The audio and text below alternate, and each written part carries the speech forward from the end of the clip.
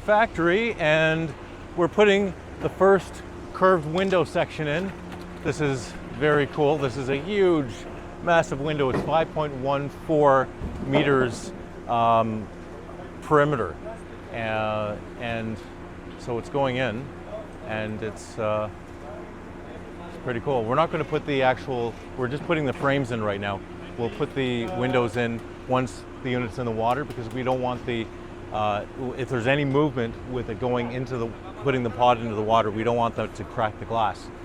So we're just putting the first one in, and this is very exciting.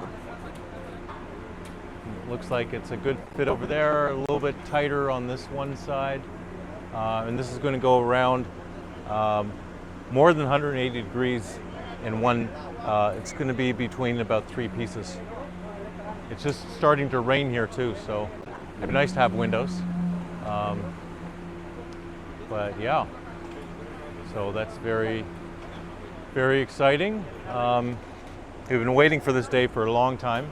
We started developing the design for this, actually putting it down to drawings and CAD models, computer models, almost a year ago. Probably in about 2 or 3 weeks, it's going to be a year. So yeah, it's going nicely. I like how everything's come together. So we have about 3 of these sections that are going to go around the perimeter here. There's going to be another curved window there. That's a smaller section that slides open. And then there's the front windows that are straight windows. They're not curved windows. And they're going to slide, push all the way open. And they're actually not windows, they're doors. So yeah, that's exciting. Also have the drone flying while we're filming, so you get a different perspective on this. Looks like it's a little bit tighter on this one side, so we're going to jack it up a bit, just because it's really, really tight on this corner here, but not so much over here.